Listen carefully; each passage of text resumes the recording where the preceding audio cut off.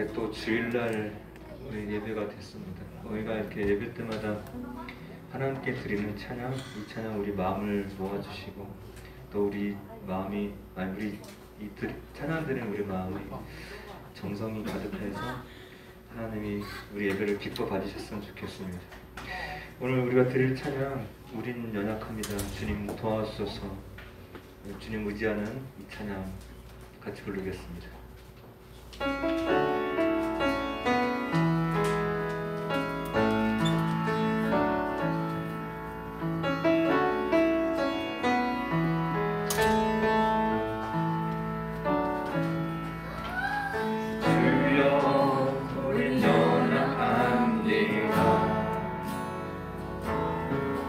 우리 오늘을 힘겨워합니다.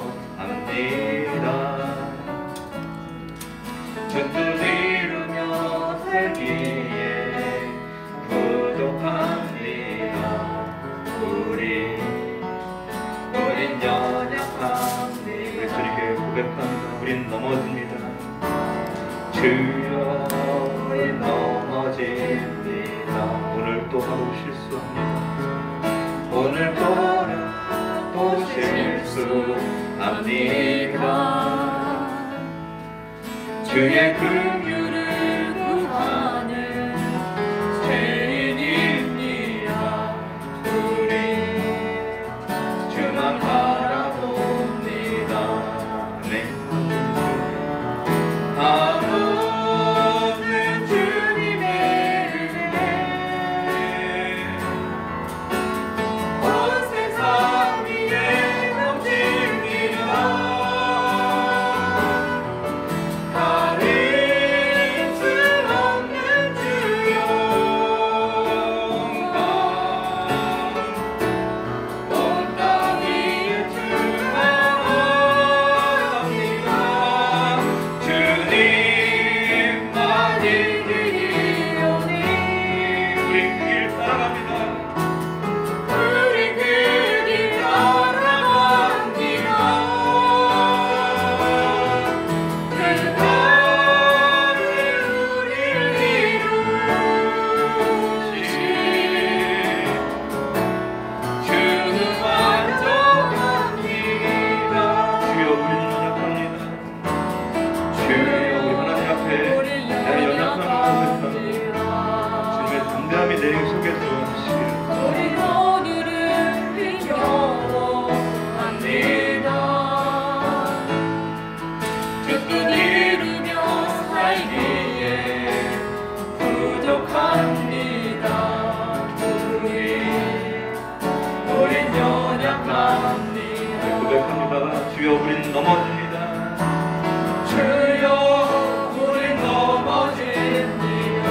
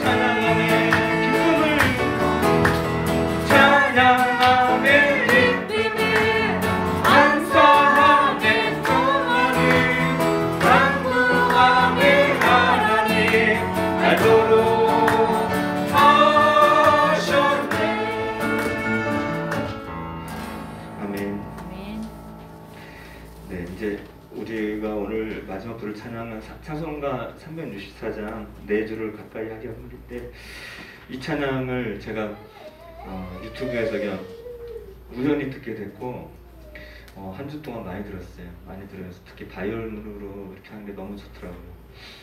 제 생각을 또 많이 했고 그러면서 우리 교우분들 생각이 좀 났어요.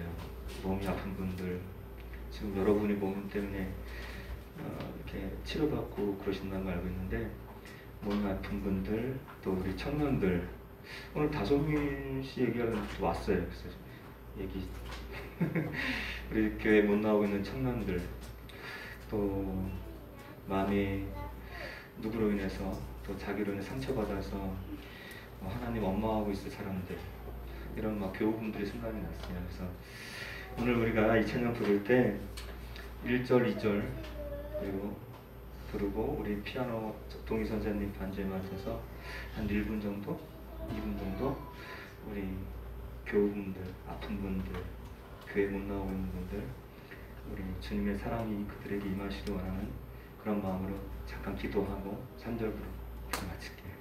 내 주를 가까이 하게 하는 찬양입니다. 우리 목사님 사모님도 응원하면서 기도드릴게요.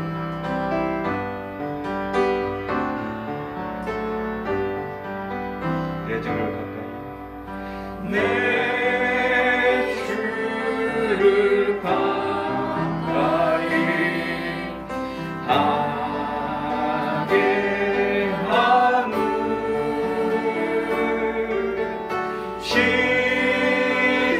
십자가 진 같은 고생이나 내 인생 소원을 늘 찬송하면서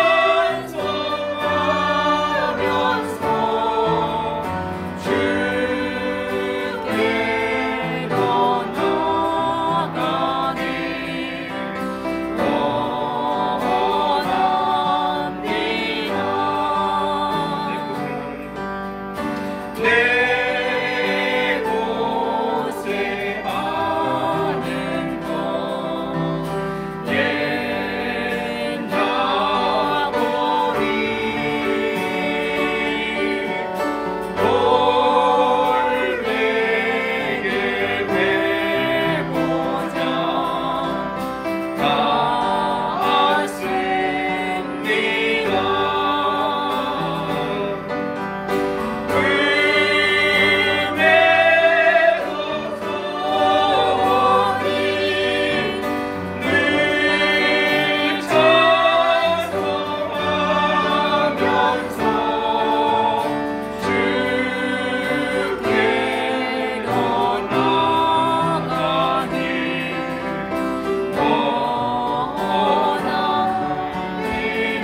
옛나고리 올내게 되고자 기도드리겠습니다.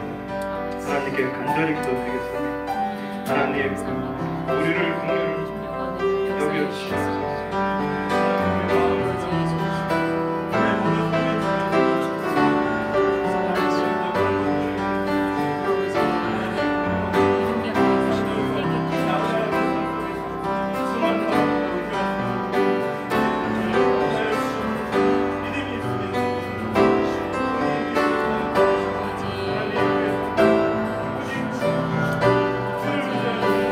하나님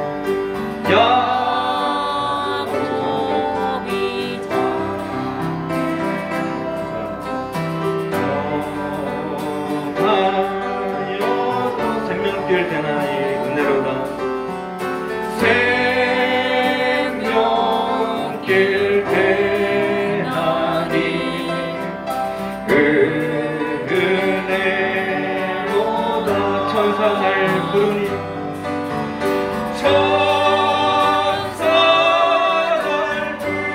늘 찬송하면서 늘 찬송하며 주께 나아가기 주께 나아가기 원합니다. 아멘. 천사 날 부르니 늘 찬송하면서 천사 날 부르니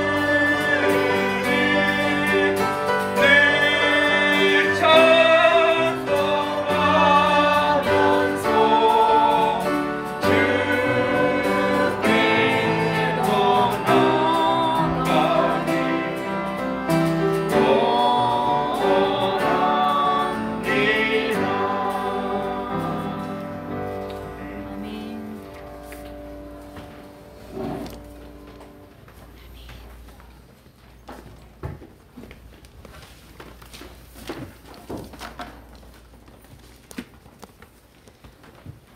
묵상 기도드림으로 주일 오후 예배 시작하겠습니다.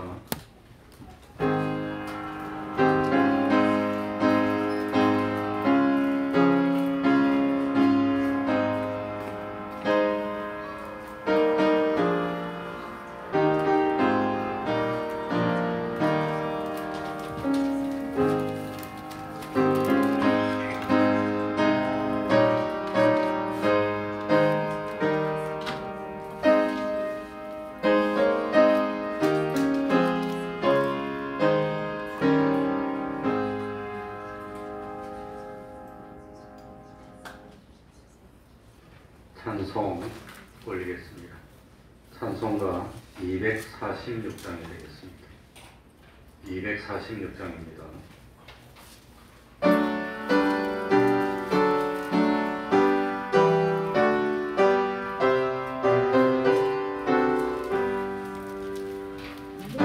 주의 나라와 주의 신성전과 피 흘려 사신 교회를 늘 사랑합니다. 내 주의 교회는 천성과 같아서 눈동자같이 약기서 늘 구하시네. 이 교회를 위하여 눈물과 기도로 내 생명 다하기까지 감사합니다. 성도의 교제와 교회의 생활과 부주함의 언약을 늘 전합니다. 하늘의 영광과 베푸신 축복이 진리와 함께 영원히 시온에 넘치네. 아멘.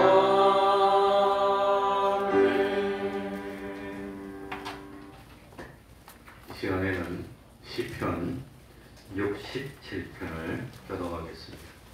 시편 67편입니다. 구약 성경 848쪽이 되겠습니다.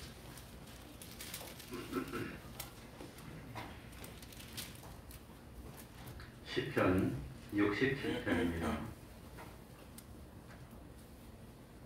교독하겠습니다.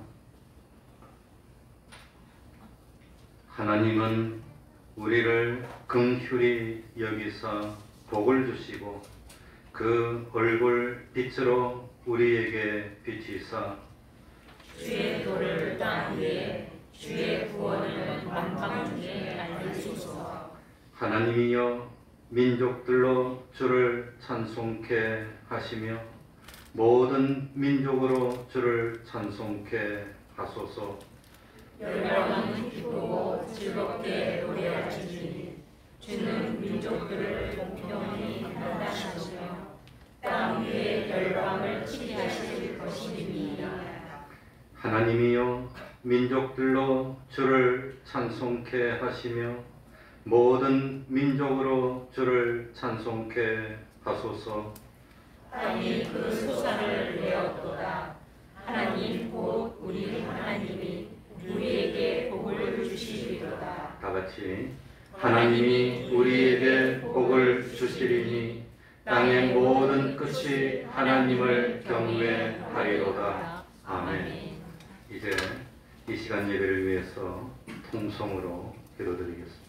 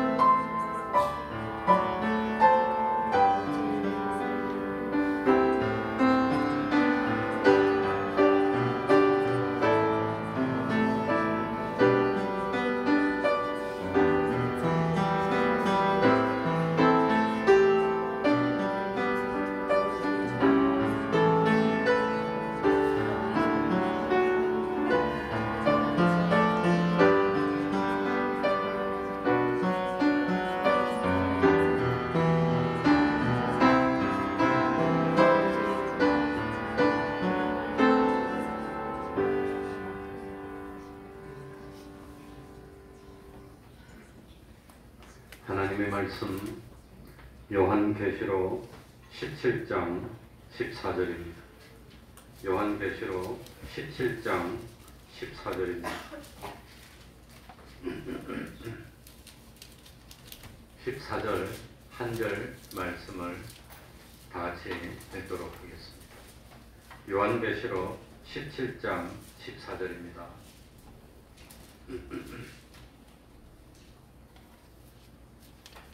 다 같이 읽겠습니다. 시작. 저희가 어린 양으로 더불어 싸우려니와 어린 양은 만주의 주시요 만왕의 왕이시므로 저희를 이기실 터이요 또 그와 함께 있는 자들 곧 부르심을 입고 빼내심을 얻고 진실한 자들은 이기리로다. 아멘.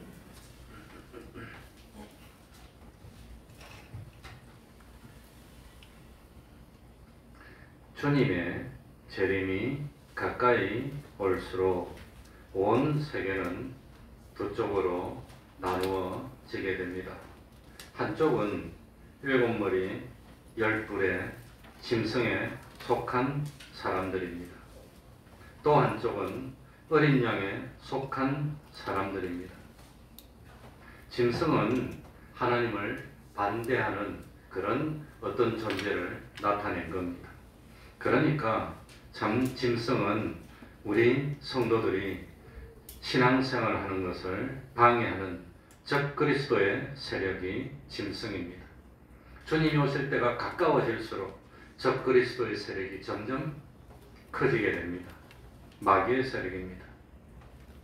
이 마귀의 세력, 이 7 짐승의 세력은 여러 가지 모습으로 나타나기 때문에 7머리와 10뿔을 가지고 있다고 했습니다. 9절에 보면은 일곱 머리는 여자가 앉은 일곱 산이고 또 일곱 왕이라고 했습니다. 그리고 이 여자는 1절에 보면은 음녀라고 나옵니다. 그러니까 하나님의 아들 된 우리들을 이 음녀들이 나와서 유혹하여서 결국은 하나님과 멀어지게 만들고 일곱 머리 열불 짐승의 세력에게 속하는 사람으로 만들려고 하는 것입니다.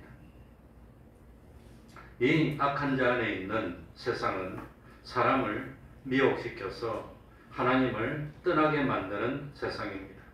우리들이 신앙을 지키지 못하게 하는 세상입니다. 이 음녀는 끊임없이 우리를 유혹하여서 신앙이 있는 사람은 뒷걸음질치게 하고 충성하던 사람은 충성하지 못하게 만들고 할 수만 있으면 안 믿게 만들고 안 믿는 사람은 더욱 하나님과 멀어지고 죄를 많이 범하도록 만드는 것입니다. 그런데 오늘 읽지는 않았지만 2절에 보면 땅의 임금들이 바로 그 음녀와 더불어서 음행하였다고 하였습니다. 땅에 거하는 사람들은 음행의 포도주에 취했다고 했습니다. 임금은 사람을 대표하는 그런 존재들입니다. 권력과 부귀와 힘과 재물을 가지고 있는 임금은 음녀와 음행에서 망하고 임금이 되지도 못한 보통 사람들은 임금의 그 타락한 모습을 부러워하고 쫓아가려고 음행의 포도주에 취해서 그래서 참 하나님을 멀리하게 되는 겁니다. 그러니까 참 사람마다 하나님 바라보는 것이 아니고 하늘나라를 바라보는 것이 아니고 세상을 바라보고 세상의 부귀 영화를 바라보면서 결국은 신앙을 멀리하게 될 것을 예언하신 것입니다. 그러니 주님이 오실 때가 가까워질수록 세상에 일곱 머리 열 뿔을 가진 짐승과 하나 되려고 합니다. 일곱 머리라고 했으니까 머리가 일곱입니다. 그러니 머리 속에서 나오는 것이 뭡니까? 지식입니다. 고상한 사상들입니다. 어떤 이런저런 머릿속에서 나오는 그런 것이 일곱이니까 아주 많은 그 머릿속에서 나오는 고상한 것들 가지고 사람을 유혹하는 겁니다. 산이라고 그랬습니다. 산은 뾰족한 정점입니다. 그러니까 최고 수준에 있는 것들. 아무튼 이 산이라고 하는 것은 참 최고 수준, 최첨단의 것. 그리고 일곱 아무튼 산도 그냥 산 하나가 아니니까 그러니까 이것도 여러 가지 좋은 것들을 총망라합니다. 일곱 왕이라 했으니 참 부귀영화 최고의 어떤 세상에 참 좋은 것들을 누리는데 이것도 일곱 왕이니까 이 좋은 것들을 다 망라했습니다. 또 뿔은 뭘 상징합니까? 힘을 상징합니다. 권력을 상징합니다. 그런데 뿔이 열이니까 권력이요 힘이 있는 것, 그 여러 가지 것. 그러니까 참 정치 권력도 있고 군대 권력도 있고 이 어떤 문화 예술의 권력도 있고 어떤 아무튼 모든 물질의 권력도 있고 이런 권력들이 똘똘 다 해가지고 열이니까 그게 열뿔이라고 하는 겁니다. 이런 일곱 머리 열뿔의 세력들이 결국은 우리가 신앙생활 하는 것을 포기하게 만들고 열심히 하는 것을 하지 못하게 만들고 그렇게 한다고 하는 겁니다. 그러니 이 짐승의 세력은 일곱 머리 열뿔이니까 세상에 좋은 건 다 가지고 있는 겁니다. 다 가지고 있습니다. 우리가 부러워하는 거 다 가지고 있습니다. 그래서 그 모든 것들을 총동원해서 하나님과 멀어지게 만들고 하나님과 반대되게 만들고 신앙을 지키더라도 세속적인 신앙, 타협하는 신앙 그런 신앙으로 만들어 나간다고 하는 겁니다. 그러니까 지금도 보면은 순수하게 그렇게 신앙을 지킬 필요가 뭘 있어. 그냥 믿으면 되지. 그렇게 유별나게 믿을 필요가 있어. 그런다고 하는 겁니다.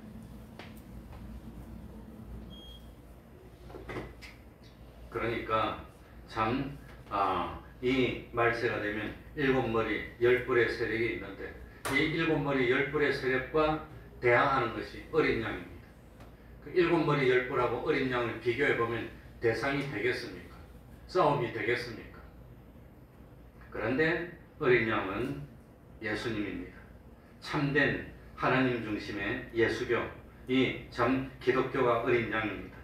그런데 참 주님이 오실 때가 가까워지면 일곱 머리 열 뿔의 짐승도 자기와 하나가 되자고 운동합니다. 어린 양 대신 주님도 자기와 하나 되자고 운동합니다. 그래서 주님이 가까이 올수록 세상은 두 쪽으로 갈라집니다. 많은 사람들, 땅의 임금들이 음녀와 음행하였고 세상의 사람들이 음행의 포도주에 취한다고 했습니다. 세상에서 뛰어난 사람들, 참 많이 배운 사람들, 지위가 높은 사람들, 물질을 많이 가지고 있는 사람들, 인기를 누리는 그런 사람들, 이런 사람들이 짐승과 하나 되는 모습을 보입니다. 그리고 그 사람들을 부러워하여서 그걸 동경하는 사람들은 음행하지 못하고 무엇에 취한단 말입니까? 음행의 포도주에 취해서 그게 좋다고 갈망하면서, 그러면서 참 짐승의 세력에 속하고 짐승의 세력과 하나가 되고 짐승을 따릅니다. 어린 양 대신 예수님을 따르는 것은 재미가 없습니다. 세상 살기 힘듭니다. 때로는 궁핍하기도 합니다. 그래서 어린 양을 따르는 사람은 숫자적으로도 적습니다. 보기에도 초라해 보입니다. 그러니까 주님이 오실 때가 가까워질수록 이기기 어려운 유혹 중에 하나가 하나 되자는 유혹을 이겨야 됩니다. 하나 되자는 유혹. 하나가 되자입니다. 하나로 뭉치자는 유혹입니다. 그래서 요즘도 보면은 옷도 같은 옷만 입어요. 애들 보면 옷 입어도 똑같은 거, 신발도 똑같은 거 신고 왜? 하나가 되는데 거기에서 뭉치지 못하면 이거는 따돌림 당하는 겁니다. 그래서 참 말세가 될수록 신앙을 지키는 것은 고독한 걸음이 되는 겁니다. 무슨 걸음입니까? 고독한 걸음입니다. 알아주는 사람이 없습니다. 힘듭니다. 많은 사람이 가지 않습니다. 그러니까 넓은 길은 많은 사람이 가고 좁은 길은 적은 사람이 가니까 고독하고 힘든 겁니다. 얼마나 고독하고 얼마나 힘드느냐. 엘리야도 그 세상에 하나님을 믿는 사람은 누구만 남았다 그럽니까? 나만 남았다. 우리가 느낄 때는 나만 남은 것 같은 고독입니다. 내가 신앙을 지켜야 되니까, 내가 내 신앙 지켜야 되니까 그게 고독하고 힘들고 외롭고 참 그런 식걸음이 된다고 하는 겁니다. 신앙을 지킬 때는 그렇게 힘듭니다. 하나님의 일을 할 때, 큰 일을 해야 할 때 함께 할 수 있는 사람이 없어 혼자 짊어지는 것 같은 그런 느낌을 많이 가집니다. 누가 이 짐을 같이 질 수 있을까? 그래서 주님도 제자를 보낼 때 한 사람씩 안 보내고 몇 사람씩 보내지요? 둘씩 보내는 겁니다. 둘씩. 이 고독한 걸음이기 때문에 그렇습니다. 하나님의 일은 해도 끝이 없고 알아주는 사람도 없고 참 돈이 많이 생기는 것도 아니고 고달프기도 하고 힘들기도 하고 나와 뜻이 같고 목표도 같고 신앙이 똑같은 신앙의 동기가 있는 것이 얼마나 도움이 되는지 모릅니다. 그래서 저는 결혼하기 전에 나하고 뜻이 같고 참 목표와 같은 그런 사람을 반려자로 맞아야 되겠다고 생각했습니다. 그래가지고 참 과연 이 세상에 나처럼 하나님을 향해서 살만한 그런 사람이 있을까 생각을 많이 해서 여기 딱 걸렸어요. 그러니까 저는 결혼할 때 고향이 어디인지 뭐가 뭔지 아무것도 몰랐습니다. 나는 우리 사모가 고향이 목포인지 몰랐어요. 진짜 결혼식 끝날 때도 몰랐어요. 무슨 전라도 경상도 그것도 모르고 아무것도 모르고 신앙이 하나 되는 그것만 알았습니다. 근데 보니까 그러더라고요. 아무튼 그러니까 결혼할 때 재산이 얼마나 있나 뭐가 있나 그런 건 다 모르겠고 딱 하나 나하고 하나님을 믿고 섬기는 그 마음이 같으냐 다르냐 이 걸음을 함께 할 수 있느냐 없느냐 그것만 중요했습니다. 그러니까 참 주님이 오실 때 우리가 신앙생활 하는데 제일 힘든 것 중에 하나가 고독한 걸음입니다. 이 고독한 걸음 대신 싸워줄 수가 없어요. 내가 지켜야 되는 겁니다. 내가 이겨야 되는 겁니다. 얼마나 고독하고 힘든 걸음인가. 그리고 14절에 보면 저희가 어린 양으로 더불어 마하려니와 싸운다는 겁니다. 싸움이 일어나는 겁니다. 그래서 전투교입니다. 싸움입니다. 근데 상대방은 7머리 10뿔 짐승입니다. 이쪽은 어린 양입니다. 상대가 안 될 것 같아요. 아무리 봐도 상대가 안 될 것 같아요. 상대가 안 될 것 같아요. 그러니까 지난 1년, 2년 전의 일이지만 금방 전의 일이지만 코로나 때문에 예배를 못 드리게 하는 그런 일이 있었는데 그럴 때 끝까지 신앙을 지키려고 하는 것이 얼마나 힘듭니까? 우리의 싸움은 주먹으로 싸우고 총칼로 싸우는 게 아닙니다. 우리의 싸움은 뭘 지키는 싸움이지요? 진리를 지키는 싸움. 보수라는 게 다른 걸 지키는 거 아니에요. 진리를 지키는 겁니다. 하나님의 말씀을 지키는 겁니다. 그것도 내가 지키는 게 아니라 하나님이 지켜줍니다. 우리가 지키려고 하면. 그 싸움입니다. 그거. 죄를 안 짓는 싸움입니다. 그런데 일곱 머리 열 뿔은 일곱 머리니까 세상에 좋은 걸 다 가지고 있어요. 지혜롭게 보이고 총명하게 보이고 지식도 가지고 있고 문화도 가지고 있고 과학도 가지고 있고 열 뿔이니까 권세도 가지고 있고 우리는 아무것도 가진 게 없어. 어린 양이에요. 아무것도 가진 게 없어. 싸우면 누가 이깁니까? 그런데 이기는 방법도 뭡니까? 완전히 밟고 누르고 그냥 이렇게 이기는 것이 아니라 예수님이 어떻게 이겼죠? 십자가에 매달림으로 이기는 겁니다. 십자가에 매달려서 물과 피를 흘리고 죽음으로 이기는 거니까 그게 이기는 겁니다. 그러니 어려운 겁니다. 그거 좋아하는 사람이 없습니다. 보통 사람이 보면 비참이라 그러지 그건 성리라고 할 것 같지가 않습니다. 그러니 오늘도 예배 안 드리고 어울려서 놀기는 얼마나 쉽고 좋습니까? 얼마나 유쾌하고 좋습니까? 이거 지키기는 얼마나 어렵습니까? 그러니까 주님이 이긴 것은 끝까지 범죄하지 않고 끝까지 하나님을 배반하지 않기 위해서 지키다가 십자가에 매달려서 죽어도 배반하지 않는 겁니다. 그게 이기는 겁니다. 그런데 알고 보니까 3일 만에 부활해버렸어요. 죽여도 안 돼. 그게 이기는 겁니다. 그래서 마귀와의 싸움, 짐승과의 싸움은 우리의 싸움은 혈육의 싸움이 아니라고 하는 겁니다. 짐승은 유혹하든지 핍박하든지 어떻게 해서라도 죄를 짓게 만듭니다. 죄만 지으면 짐승이 승리입니다. 하나님과 멀어지게 하면 승리입니다. 충성하던 사람이 충성 안 하면 이건 짐승이 승리하는 겁니다. 그러니까 이기는 것은 어쨌든지 죄를 범하지 않는 게 이걸 다른 말로 하면은 우리 주님이 심판대에서 인정해주는 실력은 뭘까요? 유혹이 많고 핍박이 많고 어려움이 많고 그러더라도 끝까지 뭐를 범하지 않으면 죄를 범하지 않으면 심판대에서 하나님이 기뻐해 주는 겁니다.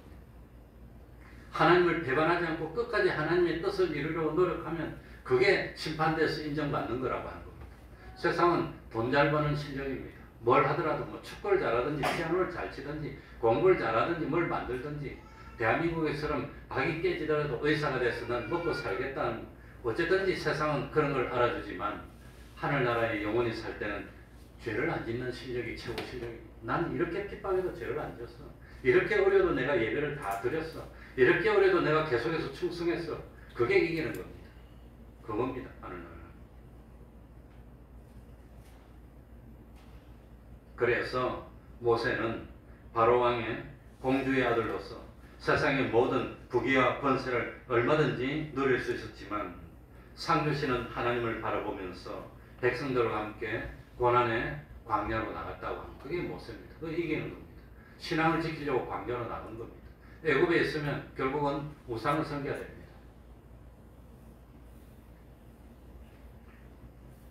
그래서 오늘 읽은 성경에도 저희가 어린 양으로 더불어 뭐 하려니와 싸운다고 했습니다. 어린 양은 예수님입니다. 어린 양은 없는 가운데 천지를 창조하신 하나님이십니다. 하나님이 보존하시는 세상, 하나님이 만드신 세상, 하나님이 다스리는 세상, 하나님이 심판하는 세상입니다. 그러니까 참 겉으로는 싸운다 하더라도 싸움이 안 돼. 왜? 누가 이길 거니까? 어린 양이 이길 거니까. 어린 양은 하나님인데 어떻게 지겠습니까? 못 이기지. 그러니 어린 양이신 예수님이 마귀의 시험받은 것은 예수님의 인성을 가지고 있기 그 인성 때문에 시험받은 것이지 어린 양은 결국은 어린 양은 만왕의 왕이고 만주의 주이기 때문에 애당초 싸우면 안 됩니다. 이깁니다. 그런데 문제는 뭐냐? 보기에는 누가 이길 것처럼 보입니까? 일곱 머리 열 뿔이 이길 것처럼 보이는 게 그게 마귀의 유혹이라고 합니다. 마귀. 보니까 안 될 것 같아. 안 될 것 같아. 그러니까 우리가 세상 사는데도 내가 이 믿음 지키고 신앙을 지키면 못 살 것 같아. 세상에 뭐지요? 세상에 염려입니다. 살지 못할 것 같아. 어려울 것 같아. 힘들게 할 때 그게 마귀의 유혹입니다. 염려가 자꾸 되게 하는 겁니다. 그런데 우리 주님은 염려를 주님께 어떻게 하라 그럽니까? 맡기는 겁니다. 왜 염려합니까? 주님이 다 아시고 계시는데. 맡기지 못하는 거 이게 믿음이 없는 겁니다. 그리고 두 번째는 죄의 유혹입니다. 하나님 말씀만 어기고 그냥 하면 막 될 것 같아요. 그냥 막 될 것 같아요. 그냥. 안 됩니다. 그게 마귀의 유혹입니다. 하나님 말씀을 어기고 나한테 온 것은 그게 선물입니까? 올무고 함정입니까? 그 함정이 된다고 하는 거예요. 그때는 좋았겠지. 그때는. 그래 지금도 뭐 대통령이 잘 알아보지도 않고 어떤 사람을 그 경찰의 수사의 총책임자로 앉혔는데 보니까 그 양반이 참 권세 있다고 자기 아들이 학교에서 그냥 뭐 다른 사람을 막 다른 같은 기숙사 쓰는 학생들이 8개월 동안 뭐 그냥 뭐 언어 폭력을 써서 그냥 자살하도록 그렇게 만들었으면 무릎 꿇고 잘못했다고 빌 것이지. 그래 놓고는 또 뭡니까? 소송까지 했다고 그러는 자력한 사람. 그런데 다 졌어. 대법원까지 갔어. 근데 그랬는데도 수사한다고 되니까 그 참 창피하게 하루 만에 그냥 스스로 사표로 쫓겨났어. 그러니 참 그 당시에는 자기가 얼마나 잘난지 모르지만 하나님 앞에 가도 그런 것들이 다 드러날 겁니다. 숨겨진 다 드러나. 세상에 살 때 이게 잘났고 똑똑했고 그냥 돈도 잘 벌었고 큰 소리도 쳤고 그러니까는 지옥의 끝창에 가 그럴 거예요. 그래가지고 세상에 살 때 잘났다고 그렇게 떠들었는데 지옥의 밑창에 가서 나중에 자기한테 그 뭡니까 놀림받고 천대받았던 아이가 아브라함의 품에서 떠보면 지옥의 밑창에서 고통하는 것 그걸 다 볼 겁니다. 성경이 그래 나오니까. 그게 하나님의 심판입니다. 그러니 세상에서도 다 숨은 것이 드러나는데 하늘나라 갈 때 숨은 것이 드러나지 않을 수가 있겠습니까? 그래서 이 어린 양에 속한 우리들이 세상에 살면서 7머리 10뿔의 짐승의 세력과 싸워서 이길 수 있는 은혜를 3가지 줬습니다. 몇 가지 줬지요? 3가지 줬다는 겁니다. 그 3가지가 오늘 읽은 성경에 나옵니다. 자 봅시다. 14절 저희가 어린 양으로 더불어 싸우려니와 어린 양은 만주해 주시오 만왕의 왕이심으로 저희를 뭐 하실 것이요? 이긴다는 겁니다. 이기는데 그와 함께 있는 자들도 이기는 겁니다. 그와 함께 있는 자들을 설명하는데 곧 무엇을 입고 부르심을 입고 두 번째는 무엇을 얻고 빼내심을 얻고 뭐한 자들은 그러니까 우리에게 이길 수 있는 3가지 은혜를 주는데 첫 번째가 부르심을 입은 겁니다. 두 번째는 뭐지요? 빼내심을 얻은 겁니다. 세 번째는 뭐지요? 진실입니다. 진실. 그래서 처음에 부르심을 입었다는 것은 여러 가지 의미가 있지만 그래도 하나님이 불러서 말씀에 순종하도록 만들어준 겁니다. 그래서 첫 번째 이 7머리 10뿔의 사탄의 세력을 이기는 방법은 순종입니다. 뭐지요? 내가 이기는 거 아닙니다. 그냥 순종하면 돼. 하나님이 시키는 대로 순종하면 돼. 순종하다 보면 승리하는 겁니다. 그러니까 어려운 거 아니에요. 순종입니다. 순종. 우리 사람은 어디 참 이기려고 할 때 내 머리로 뭐 생각하고 그럴 필요가 없어요. 이 성경에 다 나와 있습니다. 하나님이 가르쳐 주신 대로. 지금 우리 주일 학생들 가르치는 공과가 대과는 오늘 제목이 뭐였더라? 하나님의 축복이잖아. 나 아침에 말 안 했다 나와서 선물 받았잖아. 다 알고 있어. 그런데 하나님의 축복을 받는 방법이 하나님의 말씀을 어떻게 듣고 삼가 듣고 두 번째 뭐만 하면 순종만 하면 그러니까 이 7머리 10뿔을 마귀의 세력하고 싸워서 이기는 첫 번째 방법이 뭡니까? 하나님의 말씀에 순종입니다. 이 순종을 좀 고상하게 다른 말로 표현하면 하나님에게 피동되는 겁니다. 하나님은 원동입니다. 하나님은 우리를 시키고 우리는 하나님이 시키는 대로만 순종하면 그건 다 이긴다고 하는 겁니다. 얼마나 좋은 방법입니까? 그러니까 참 이기는 첫 번째 방법은 순종입니다. 두 번째 방법은 빼내심을 얻고 빼내심을 얻었다는 게 뭡니까?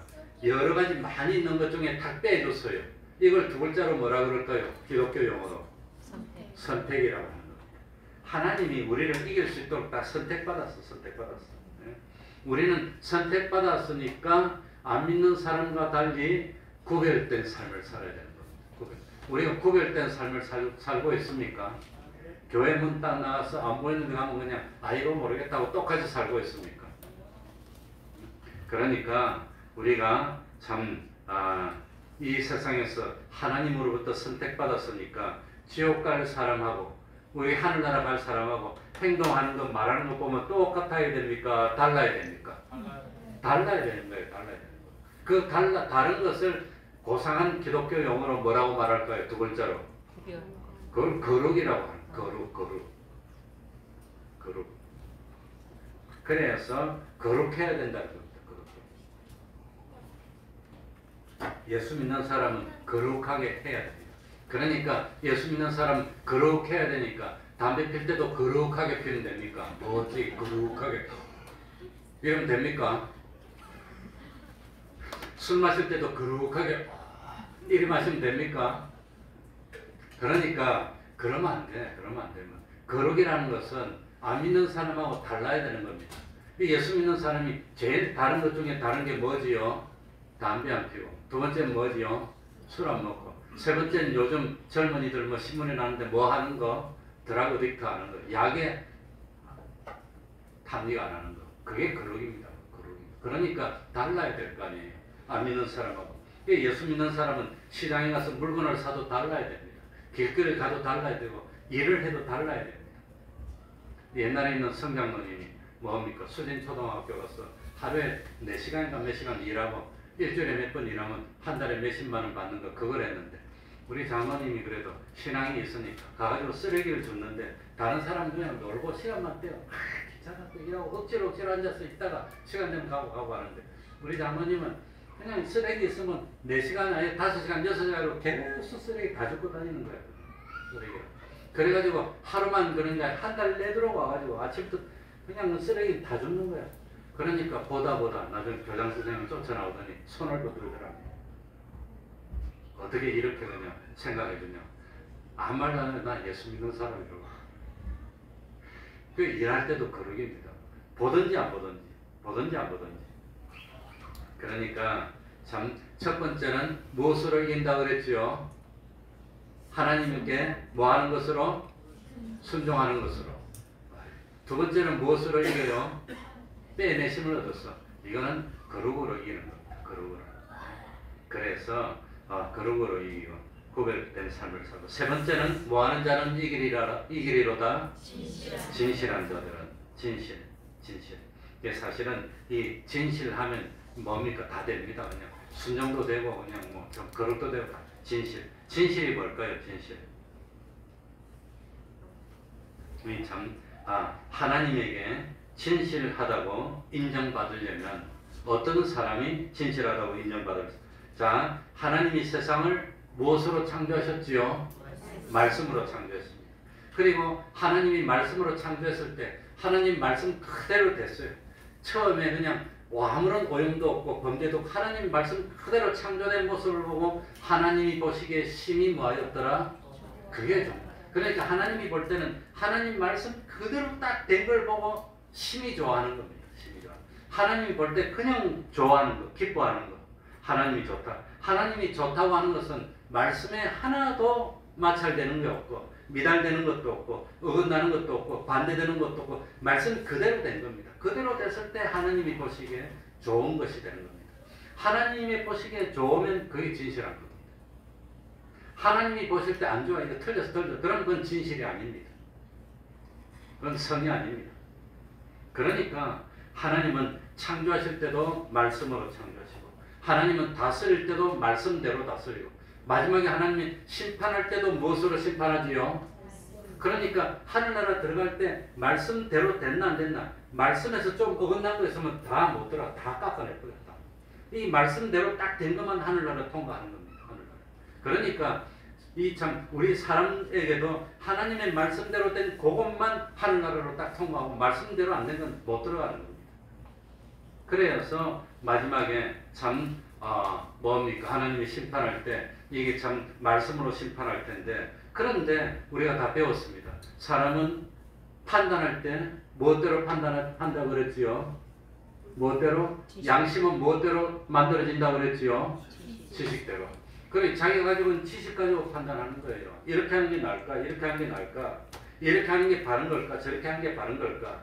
그러니까 제일 중요한 것 중에 중요한 것, 기초 중에 기초가 뭐냐? 지식이 바로 되지 못하면 틀리는 겁니다. 인간 지식입니까? 하나님의 지식입니까? 하나님의 지식. 인간 지식으로 생각하니까 내만 잘 먹으면 되지. 누가 낳겠지? 누가 낳겠지? 내가 애 안 낳아도 누가 낳겠지 뭐. 누가 낳기는 작년에 태어난 한 25만 명이 장가갈 때쯤 되면 25년 후쯤 되면 그때는 한 해 9만 명도 안 태어난다니까요. 지금보다 늘어나겠어요. 9만 명 태어나면 남자 4만 5천 명, 여자 4만 5천 명. 그 4만 5천 명이 애 낳으면 또 0.8%면 뭐 4만 명도 안 태어나고 다요. 거짓말입니까? 이건 통계고 과학입니다. 이게. 그러니 지금 이대로 출산율이 이대로 가고 이대로 30년 있으면 이제 9만 명밖에 안 태어나. 그러면 그 중에 그래가지고 60년 지나면 이제 4만 5천 명. 그러면 남자는 2만 5천 명밖에 안 돼요. 그럼 망하는 거지 뭐. 죽는 거지 뭐. 누가 있어요? 사람이. 그래서 이 세계적인 석학자들, 통계학자들이 다 보고 대한민국을 저기서 소멸할 거라고. 지구상에서 소멸할 1호 나라가 대한민국입니다. 왜? 우리 대한민국보다 출산율이 낮은 나라가 지구상에 없기 때문에. 우리가 최고공인데 뭐. 이렇게 낮은 나라는 없습니다. 전쟁이 나가지고 완전히 폭탄으로 죽은 것 말고 이렇게 그냥 뭐 안 낳는 나라는 세상에 없습니다. 왜 그렇게 안 낳게 됐냐? 우리나라 사람 지식이 극단적이에요. 극단적이에요. 나라가 망한다 그러니까 금 다 갖다 내 팔아도 망하면 안 되니까. 나라 망하면 자기도 망하니까. 그러니까 그런 거 할 때도 그렇고 지금도 마찬가지로 내가 안 낳아도 괜히 애 나가지고 집값 비싸지 뭐 난방비도 비싸지 또 뭐 아이들 뭡니까 딱 가면 과일 시켜야 되잖아요. 또 나는 못 먹어도 과일이 얼마나 비쌉니까? 이리저리 하려고 보니까 못 살겠어. 아예 안 낳는 게 낫다. 안 낳고 뭐 하려고 나만 잘 사면 되지. 누군가 낳겠지. 근데 누군가 아무도 안 낳아. 이게 망하는 거죠. 뭐가 잘못돼서 그래요? 하나님의 지식으로 살지 않아서 그래요. 염려를 하나님께 맡기지 못하니까 그래요. 그래서 진실한 것 중에 이 우리의 지식이 하나님의 말씀대로 된 지식을 말씀 지식이라고 합니다. 말씀이 진실해야 돼요. 말씀 진실입니다. 그게 첫 번째입니다. 그 말씀, 그 지식 가지고 판단하고 그 다음에 두 번째는 하나님이 우리를 심판할 때 무엇대로 갚아주신다 했지요? 행위대로. 그러니까 자기가 하나님의 지식을 가지고 하나님의 지식이 시키는 대로 행해야 되는 겁니다. 하나님은 땅에 번성하고 충만하라 했습니까? 낳지 말고 니만 잘 살면 된다 그럽니까? 한나도 애를 못 낳아서 눈물을 흘렸어요. 라헬도 야곱의 아내 라헬도 나로 아내를 낳게 하라 아들 자식 안 그러면 죽겠노라. 내가 할 수 있냐? 하나님 주셔야지. 옛날에는 그런데 지금은 일부러 안 낳겠노라. 아를 낳아라 하려면 날 죽여라 차라리. 지금 그럽니까 안 그럽니까? 애를 낳아라 하면서 나를 죽여라 차라리. 지금 그러고 있어. 그게 뭐 다른 말로 하나님의 지식으로 보니까 난 망하겠다. 내가 망한다는데 네가 왜? 그러고 있는 거예요 지금 대한민국 사람들이 다. 그런데 내일 팍 망하는 것 같으면 나라가 부도가 날지면 팍 망할 것 같으면 금도 내는데 이 망하는 것은 나하고는 상관없어. 아들 때 가야 돼 아들 때. 그럼 아직은 25만 명 낳았어. 있어. 그 아이들이 결혼할 나이가 되면 25년 30년 후에는 이제 완전히 12만 5천을 찌그러지는 거예요. 그러니까 지금은 괜찮아. 나만 괜찮은데 나만. 자기중심. 누가 준 지식이죠? 마귀가 준. 그게 자기중심이야. 나만 살면 돼 나만. 누구는 낫겠지 누구는. 그러니까 다 안 낳고 다 놀러 다니고. 그래서 두 번째는 행동하는 것이 하나님의 말씀대로 행동이 돼야 돼. 그게 행위가 진실해야 되는 겁니다. 하늘나라 갈 때 지식도 다 빼버리고 그냥 텅텅 볼이 비갖고 들어갈 거예요. 지식이 다 틀려서. 행동도 행한 대로 갚아주는데 하나님 말씀대로 행동한 게 있어야 될 거 아니에요. 그래도 난 3명 낳습니다. 나는 그래도 뿌러나게 했잖아요. 그래가지고 우리 창천교회 목사님은 자기가 4명 낳았어. 그래 우리 교인들은 최소 4명이다. 이랬더니 전부 다 4명, 5명 낳았대요. 요즘도 다 그러더라고. 그래 나 만나는 목사님도 하나 있는데 목사님이 우리 딸이 있는데 목사님한테 시집 보낼 테니까 아들 있어. 그게 아들 있어. 목사님 아들 아니야 남자 있으면 데려오세요. 그랬더니 우리는 없다 그랬어요. 근데 목사님 자식이 몇인데 그래요? 그러니까 난 5명 낳는데 이러더라고요. 그러니까 이 행동하는 것이 하나님의 말씀대로 아니냐. 그게 행동이 진실해. 그게 두 번째 진실입니다. 그리고 참 지식도 말씀대로, 행동도 말씀대로, 궁극적으로는 나라는 사람 자체가 무엇대로 사람이 돼야 되지요? 말씀대로. 그게 사람 자체가 진실해. 사람 자체만 진실되면 생각이고 지식이고 행동이 다 진실하게 됩니다. 이렇게 하나님의 말씀대로 한 그 하나님의 말씀대로 한 말씀이 뭡니까? 일곱 머리 열 뿔의 사탄의 세력과 싸우면 이기는 겁니다. 그래서 예수님도 사탄과 세계에 대결을 할 때 세 번 다 무엇으로 물리쳤어요? 하나님의 무엇으로? 말씀으로 물리친 겁니다. 그 말씀대로 된 걸 진실이라고 하고, 그 말씀대로 됐을 때 하나님이 보기에 참으로 뭐하였더라? 좋았으니까 하늘나라 넣어주지. 안 좋으면 하늘나라 안 넣어주지. 그러니까 말씀을 지켜야 됩니까? 지켜야 됩니까? 안 지켜야 됩니까? 지켜야 됩니까? 말씀을 말씀 안 지켜도 된다는 사람은 악입니다. 그런데 어떻게 말씀을 안 지킬 수가 있단 말입니까? 그게 진실이라고 하는 겁니다. 그러니까 아무리 세상이 어떻게 되더라도 우리는 하나님의 말씀대로 해서 일곱 머리 열 뿔의 세력을 물리치고 하나님 보기에 참 좋았더라. 그래서 인정받아. 하나님이 기뻐하면 복을 줍니다. 물질도 주고 건강도 주고 다 줍니다. 그래서 진실에 이긴다는 걸 잊지 말아야 되겠습니다. 기도하겠습니다. 하나님 아버지, 주님이 오실 때는 분명히 가까워지고 있습니다. 그래서 하나님의 말씀대로 어린아이가 왕이 됐습니다. 아이 중심입니다. 가정에 부모가 중심이 아니라 아이가 중심이 됐습니다. 욕심이 중심이 됐고 원초적인 본능이 중심이 됐다는 뜻입니다. 그래서 보이는 세상이 최고고 살아있어야 되고 이 세상에서 다 죽더라도 나는 잘 돼야 되고 자기 중심, 마귀가 가르친 거짓식대로 생각하고 거짓식대로 판단해서 세상이 점점 어지럽게 되고 있습니다. 하나님 아버지, 하나님이 계신 줄 압니다. 하나님이 만드신 세상입니다. 하나님이 섭리하시는 세상입니다. 하나님이 다스리고 있기 때문에 안심할 수 있고 믿을 수 있습니다. 하나님 아버지, 보이는 일곱 머리 열 뿔의 세력이 아무리 크다더라도 어떻게 된다 하더라도 그러더라도 끝까지 진실한 우리가 되게 해주시고 참 거룩한 우리가 되게 해주시고 순종하는 우리가 되게 해주셔서 하나님의 말씀에 의지해서 그물을 던지고 말씀에 의지해서 참 일을 하고 말씀에 의지해서 생각을 하고 하나님이 가르쳐 주시는 대로 하고 세상에 염려가 되면 주님께 맡길 수 있는 믿음 허락하여 주옵소서. 마귀들이 자기에게 절하면 세상 부귀영화를 다 주겠다고 하지만 사탄을 물리치고 말씀대로 순종하는 진실한 저희들이 되게 해주시고 마침내 참 최고 승리를 얻고 우리 주님께 인정받고 혼인잔치에 참여하는 영광을 누리는 저희들이 될 수 있도록 하여 주옵소서. 우리 태평동교회 내놓을 거 없습니다. 무슨 장관도 없고 교수도 없습니다. 무슨 참 재벌도 없습니다. 그러나 참 믿음이 있습니다. 타협하지 않는 참 믿음을 가지고 있습니다. 이 믿음 하나면 다 될 줄 압니다. 믿으면 능치 못함이 없다 그랬습니다. 마지막으로 남은 이 믿음, 생명보다 귀한 믿음, 믿음을 포기하거나 믿음을 양보하는 그 일 없도록 하여 주시고 우리 태평동교회 하나님이 함께 하시는 교회, 기적과 축복이 나타나는 교회, 주님 기뻐하시는 열매를 맺는 그런 교회 될 수 있도록 은혜 베풀어 주옵소서. 이제 들은 말씀을 마음에 새기게 하여 주옵소서.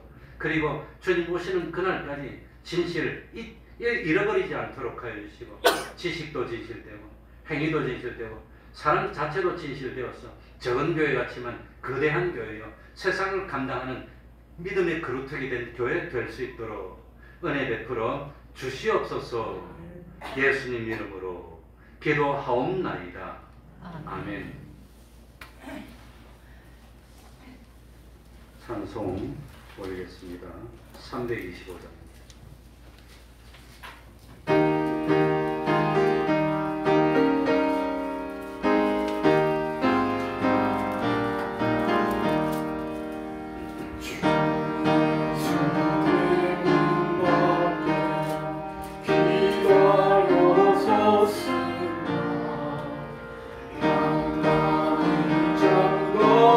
장가들이 곧 들어오시네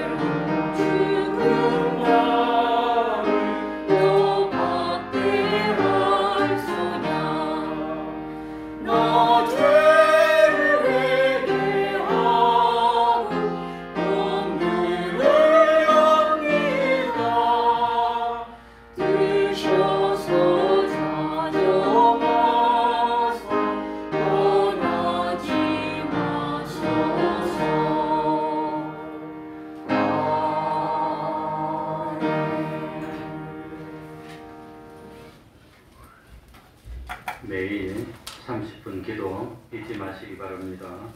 매일 성경 읽기, 또 전도하기, 가정예배를 생활합시다. 우리 다음 교회 카페 성경 한 절 쓰기에 많이 참여합시다. 그리고 5층에 우리 드럼 있던 자리를 정리하려고 그럽니다. 지난주에 드럼을 가져가라 그랬더니 아마 내 생각에 업자 같아요. 전문가가 와가지고 한 사람이 왔는데 그걸 탁 분해해가지고 착착착 정리하더니 싣고 가더라고요. 아무튼 가져왔습니다. 그래서 그건 나머지 자리 이제 그거 사무실 칸막이 바깥에 내놓은 거 2개하고 그거 4칸인데 그거 바깥에 내놓고 밑에 거 다 정리해서 깨끗하게 청소하고 널찍하게 이렇게 하면 완전 쓰려고 그럽니다. 그게 정리하는데 협조해 주시기 바랍니다. 청소하고 정리한다고 합니다. 그러면 다 같이 일어나셔서 3장 찬송 부르고 주기도문으로 예배를 마치겠습니다.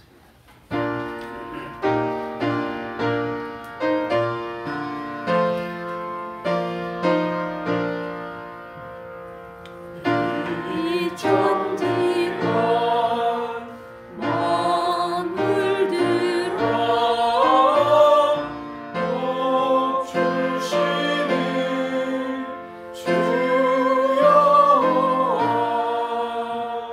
전인 성부 성자 성령 찬송하고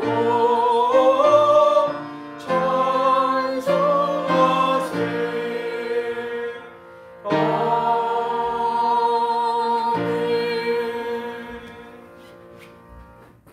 하늘에 계신 우리 아버지여, 이름이 거룩히 여김을 받으시오며 나라의 임하옵시며 뜻이 하늘에서 이룬 것 같이 땅에서도 이루어지이다. 오늘날 우리에게 일용할 양식을 주옵시고 우리가 우리에게 죄 지은 자를 사하여 준 것 같이 우리들을 사하여 주옵시고 우리를 시험에 들게 하지 마옵시고 다만 악에서 구하옵소서. 대개 나라와 권세와 영광이 아버지께 영원히 있사옵나이다. 아멘.